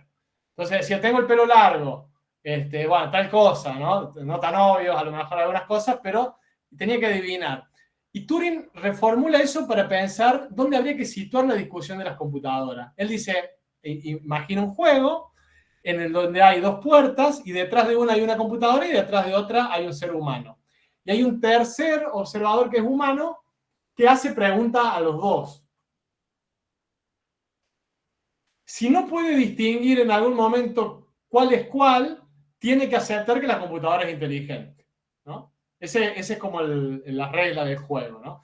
Es muy fácil ganar, porque uno le pregunta ¿cuánto es 18 millones por 34.418? El que da la respuesta correcta es la computadora, se acabó el juego, digamos, no hay mucho. Porque el problema no es acertar, sino equivocarse como se equivocaría un humano. Eso es lo difícil de programar, ¿no? Pero ¿por qué esto es interesante? Porque Turing está pensando en términos de evaluación. Dice Turing, si nos metemos en la discusión de qué es ser consciente, qué es qué pensar, qué es tener subjetividad, nos metemos en unas discusiones filosóficas abstractas que no tienen salida. En cambio, si nos quedamos en cómo evaluamos los comportamientos, ¿no? Ahí puede ser que podamos dar con alguna clave de lo que es en el futuro, dice Turing, el vínculo entre humano y computadora, ¿no? Y claro, al alumno no se pregunta si es inteligente o no. Le hace preguntas y esperemos que responda inteligentemente. Si responde inteligentemente, aprueba. Si no responde inteligentemente, desaprueba, ¿no? Y un poco lo que Turing dice es que la lógica de la evaluación es la que nos debe hacer primar en estos vínculos, ¿no? Incluso no humano-humano solamente, sino humano-computadora, ¿no? Entonces, uno podría todavía sostener, me parece a mí, bajo esta lógica de la evaluación, que si nos quedamos ahí y discutimos los criterios, bueno, ya también hemos dado un gran paso, porque no estamos discutiendo si las computadoras piensan o no piensan, qué es el aprendizaje, sino qué criterios tenemos para evaluar que una entidad da una respuesta inteligente o no, o ha aprendido o no ha aprendido, ¿no? Porque justamente el aprendizaje es la categoría que estas nuevas tecnologías tienen en su centro. Lo que llamamos nosotros el algoritmo o la inteligencia artificial no es más que un tipo específico de diseño algorítmico que es el machine learning, el aprendizaje matemático. Es decir, tiene el nombre de aprendizaje esta tecnología, ¿no? En el centro. Son tecnologías que aprenden. Entonces, aprenden las tecnologías y ¿cómo sabemos que aprenden? Que un algoritmo aprendió bien, ¿no? Entonces, por ahí te da cualquier respuesta el algoritmo, decir, no aprendió bien. Y después dice, ahí está aprendiendo bien, se está entrenando bien. Se parece que la lógica de la evaluación es algo que podemos compartir en procesos humanos y maquínicos y en ensamblajes humanos y maquínicos, ¿no? Entonces, para mí la pregunta de la evaluación se resignifica acá en el sentido de que tenemos que volver a preguntar qué sería evaluar algo como una respuesta inteligente y no evaluar si es humano o no es humano, ¿no? Me disgregué mucho, perdón, pero... Bueno, pero eso, la cuestión de la evaluación... Una evaluación con criterios cyborgs. Claro, digamos, eso está bien eso, ¿no? ¿Y tenemos músculo teórico en pedagogía para hacer una teoría de la evaluación cyborg? La tenemos a Haraway, que no es de educación, pero claro. de ahí para acá.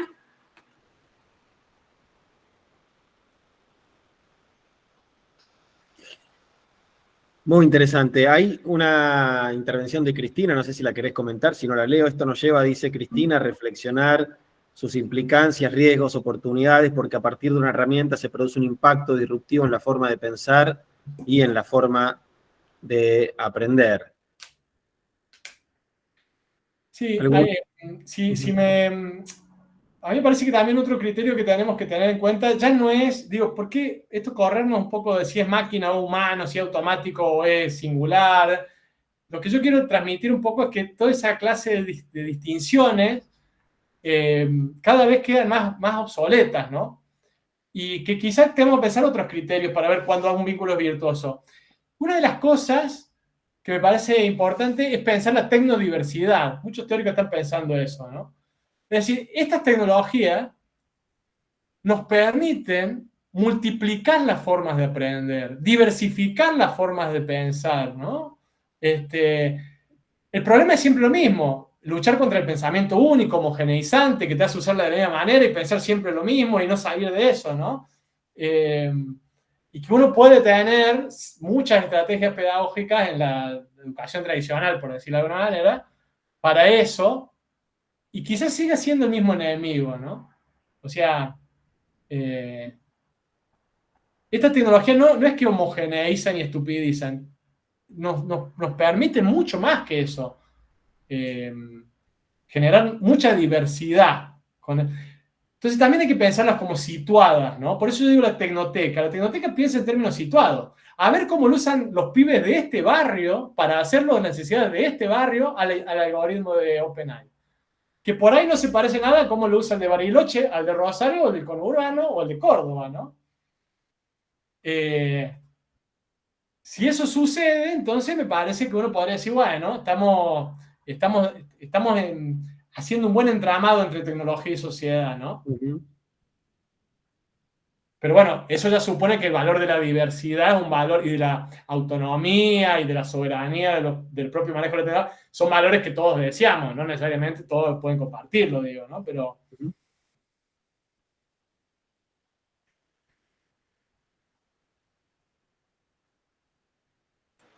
¿Hay alguna pregunta más? ¿Hay alguna inquietud? Inquietudes debe haber muchas. Quizás la pregunta es si alguien se anima y están dadas las condiciones para animarse a poner en común esa inquietud, esa pregunta que traen del aula, de la escuela, de las conversaciones con los compañeros, con las compañeras. Es ahora, es dentro de los próximos 2-3 minutos. 2-3 minutos, sí. Y ya diría que vamos cerrando. Ahí hay una. Ahí hay una. Bueno, hay comentarios. Primero, Verónica, excelente Darío. Me voy a repensar mis prácticas. Perfecto. Bueno, Gisela, eso es un montón. Buenísimo. Es un montón. La Tecnoteca. Ajá, pregunta si la Tecnoteca está instalada en alguna institución. Hay una digresión. Ahí la figura de la Tecnoteca a los cambios o las transformaciones a escala planetaria que estamos pensando en este modesto espacio. En un momento hice una analogía como, ¿se acuerdan la época en donde la respuesta a lo que era en los 90, los que somos más viejos en este chat, ¿no? La respuesta a la crisis ambiental era el reciclaje. Era reciclar el plástico. Y no sé por qué, sin desmerecer ni reciclaje ni la Tecnoteca. No quiero que me tomen por ese lado.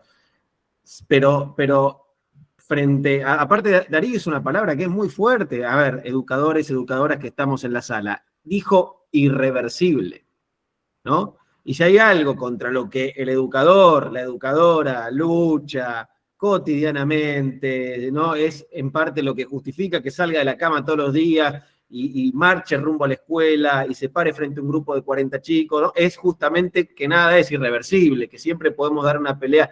Y sin embargo lo dijo ahí, lo plantó, a mí me sacudió, no sé qué les habrá pasado a ustedes, pero es fuerte pensar esta cuestión, ¿no?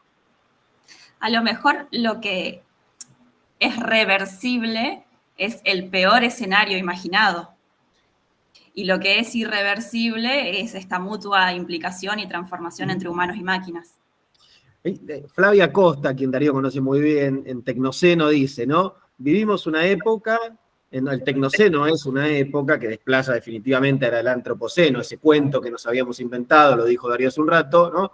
En donde las tecnologías han dado lugar a procesos irreversibles, dice casi irreversibles, dice, ¿no? Le baja un puntito. Me metió el casi.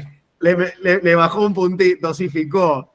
Pero aparece esta cuestión, ¿no? También para pensarla mucho.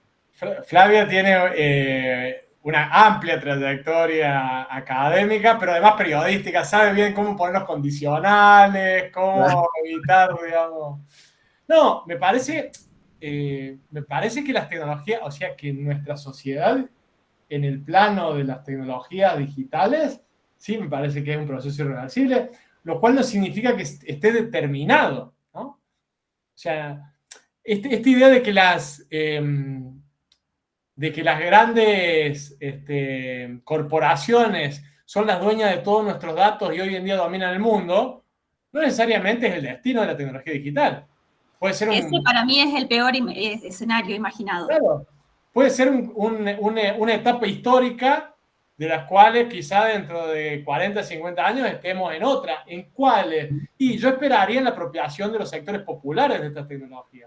Todavía, o sea, hay una teórica italiana que se llama Tiziana Terranova, que es buenísima, que tiene un capítulo adentro de un libro que se llama Aceleracionismo, que está en la editorial Caja Negra, sí, donde ella dice, bueno, lo que conocemos es la unión del capital y el algoritmo, pero todavía no conocemos la unión de los sectores populares y el algoritmo, ¿no?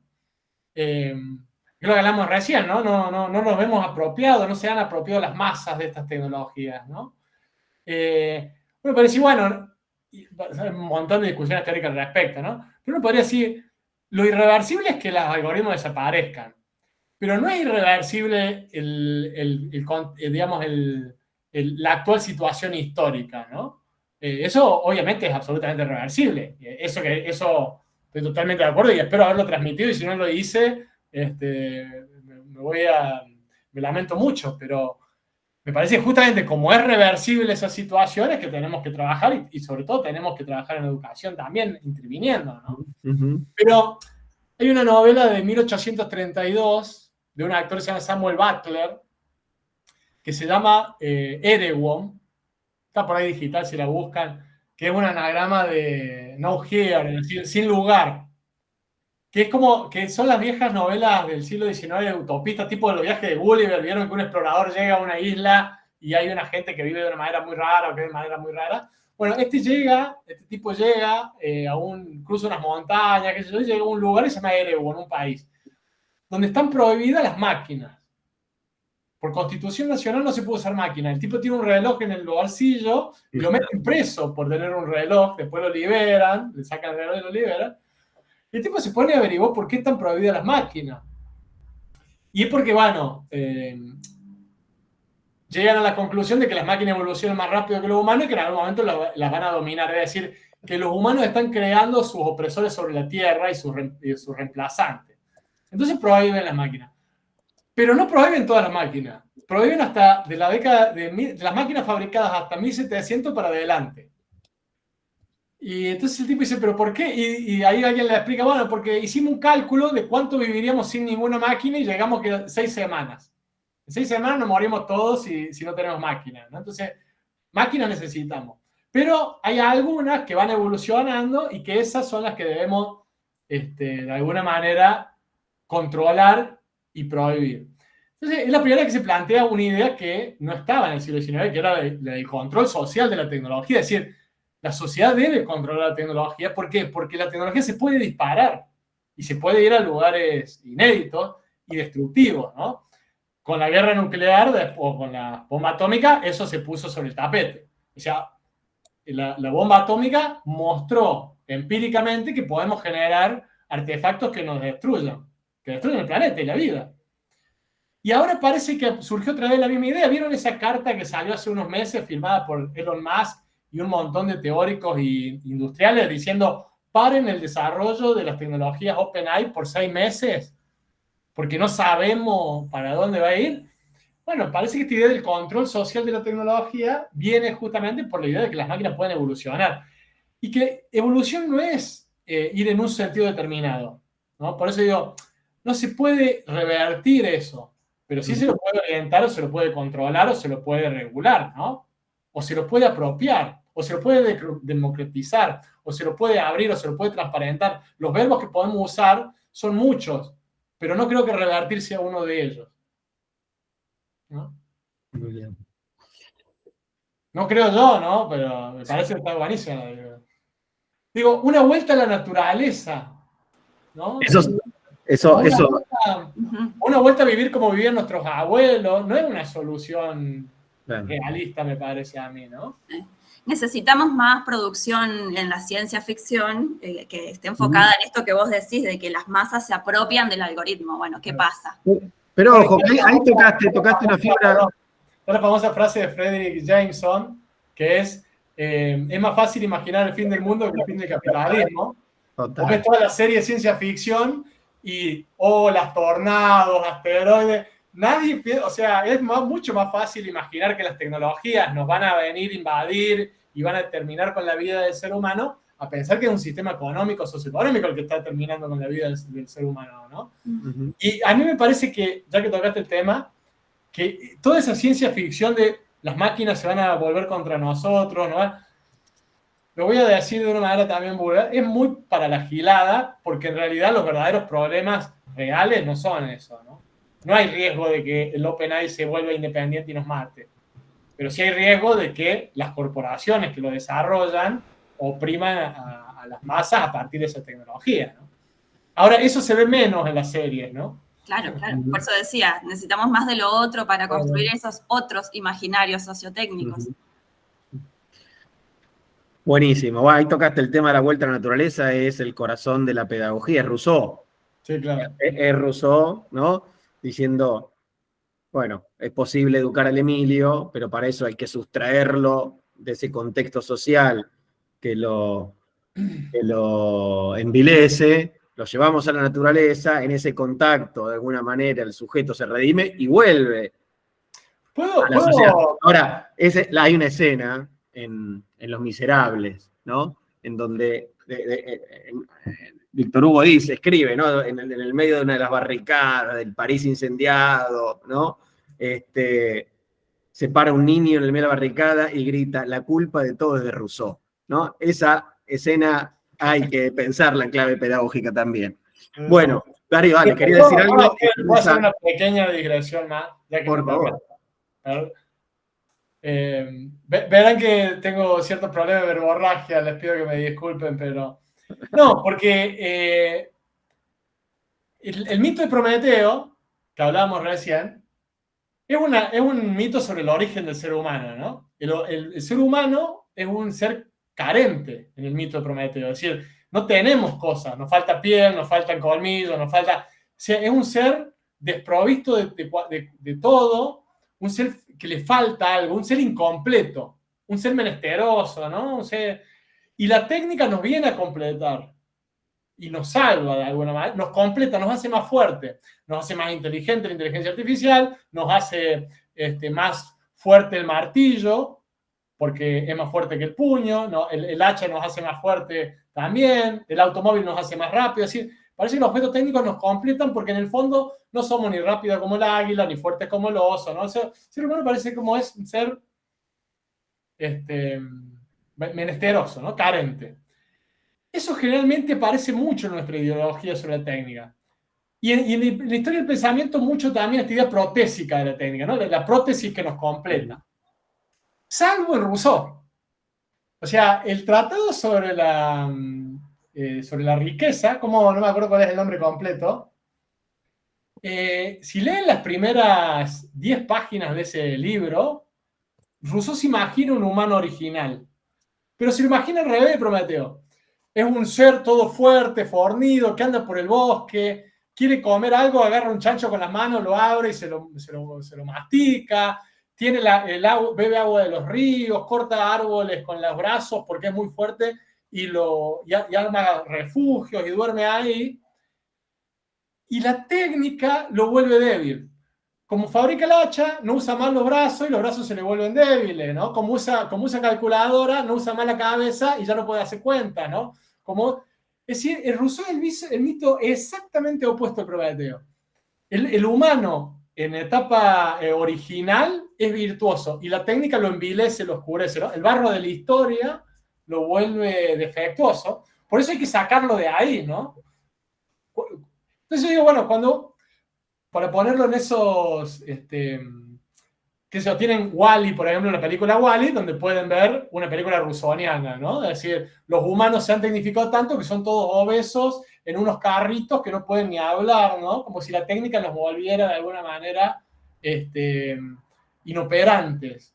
O, por ejemplo, bueno, el famoso libro de Jack London, La Vuelta a la Naturaleza, es de un perro todo fofo, todo vago y perezoso porque está en una casa burguesa, lo secuestran unos traficantes y lo obligan a ser perro de esquimal para los trineos y se empieza a volver fuerte y fibroso y volvió a la naturaleza, salió de la casa de esa burguesa, volvió a la naturaleza y se volvió.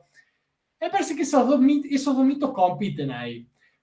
Para ponerlo en un término, en nuestro imaginario, para ponerlo en un término así de blanco y negro, cuando una docente o un docente le dice al estudiante no uses el chat porque te vuelves tonto, está siendo rousseauiana. Es decir, en estado natural ese alumno es mucho más virtuoso que si se empieza a usar los objetos técnicos que lo rodean.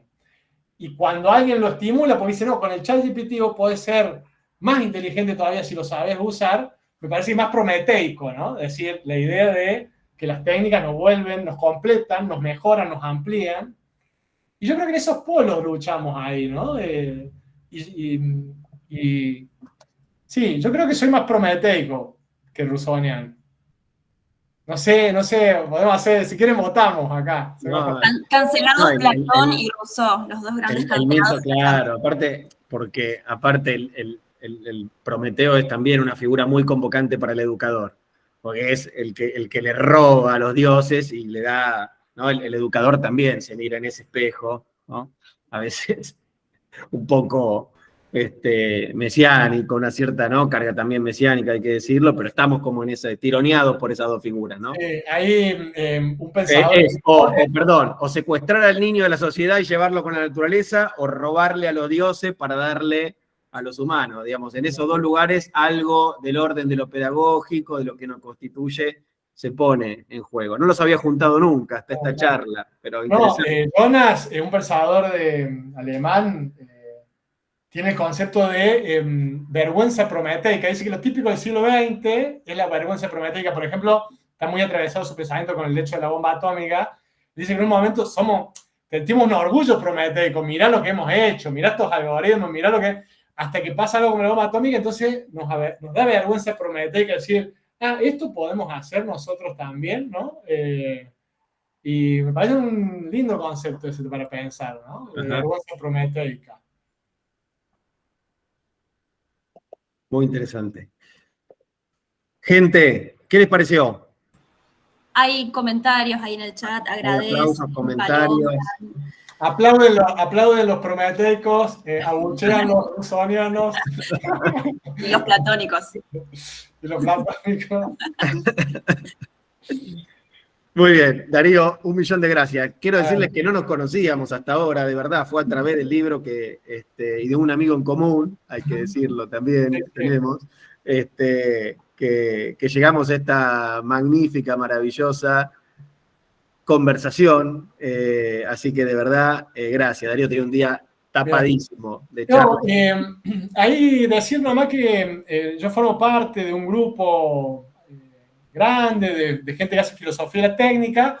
Uno de ellos es Juan Manuel Heredia, que es docente e investigador en UNIPE. Digo, anoten su nombre porque por ahí si quieren seguir indagando estas cosas, tienen a alguien ahí a mano, que un gran amigo aparte de una gran persona, ¿no? Pero, espectacular. Yo no lo sabía y parte de la conversación previa me lo hizo saber Darío. Sí. Buenísimo, bueno. Muchas gracias. Cierra literalmente la semana UNIPE con esta charla, conversación. Muchísimas gracias a todos, a todas.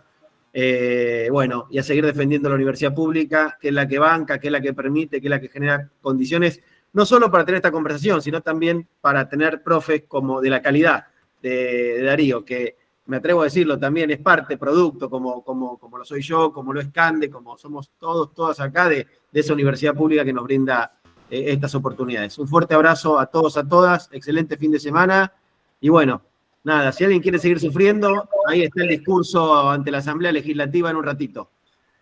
Buenas noches, cuídense. Muchas gracias a todos, un lujo, Darío. Gracias, un abrazo enorme. Gracias, Nico, gracias, Cande. Cuídense mucho. Chao, chao. Bye. Hasta la próxima.